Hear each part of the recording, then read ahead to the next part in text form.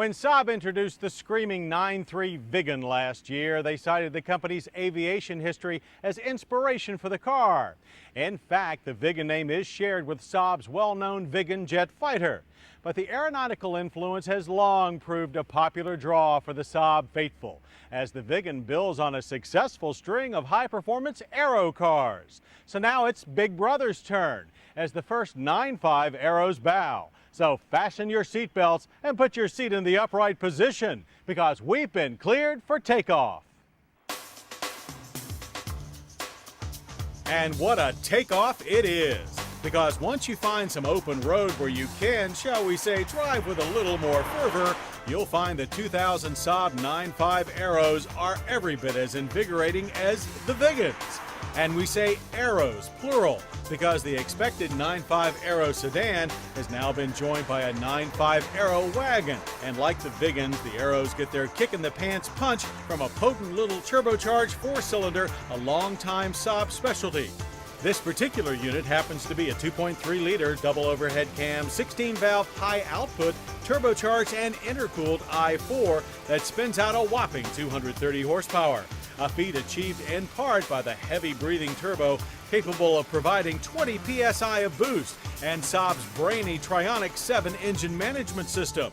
Torque ratings will depend on whether you select the 5-speed manual, something you can't get in Volvo's T5 hot rods, or the 4-speed automatic. Fortunately, we got to try them both. Our Aero Sedan tester came with the 5-speed and delivers 258 pound-feet of torque between 1900 and 3800 RPM.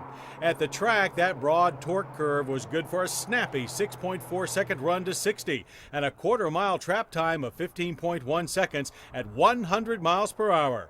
Our drivers love the light touch of the throttle, the feel of the medium throw shifter, and of course the gobs of power, as one put it. The torque steer that was so prevalent on the Wagon has been tamed considerably. The only time it's really noticeable is under hard acceleration when exiting a corner.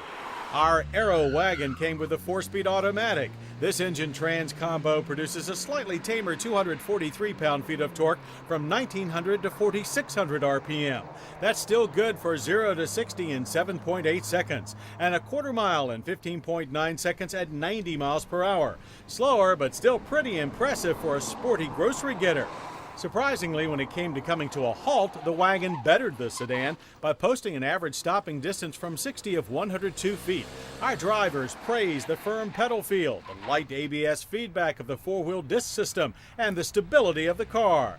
The Sedan, on the other hand, had a much softer pedal feel and average stops in 111 feet. Again, feedback and stability received praise, but our testers noted they would like to see the Sedan's brakes grab a little harder, a little quicker. The Aero's chassis also receives extra modifications not found on the regular 9.5 that are designed to enhance high performance. The strut front multi-link rear suspension dons stiffer springs, harder dampers, and thicker anti-roll bars, and chassis height is 10 millimeters lower. This makes for two agile Aeros. Both cars exhibit relatively flat cornering characteristics with just a mild touch of understeer. The rack and pinion steering is precise and delivers good feedback. Also lending a performance hand is Saab's all-speed traction control system and the standard 17-inch alloy wheels wrapped in low-profile rubber. But Saab wasn't about to sacrifice style and comfort on the altar of performance, and that's readily apparent when admiring the stylish and aerodynamic cut of the exterior and touches like the sharp-looking two-piece BBS wheels that came on our Wagon. Inside the cockpit-styled cabin, you'll find plenty of luxury plus utility. The supportive leather bucket seats include heat, fan ventilation, plus side impact airbags. Add a steering wheel that adjusts for rake and reach, a killer 200-watt 9-speaker stereo with in-dash CD and cassette, and easy-to-use dual-zone climate controls. And you might forget the roomy split-folding rear seat that yields a cavernous 73 cubic feet of fast cargo room. But these high-flying Saabs have pretty high-flying prices. Base price for the 2009 5 Aero Sedan is $40,330. Our lightly optioned tester rang up at $41,595. Our more heavily optioned Wagon starts out at $40,750, with the final tally being $45,120.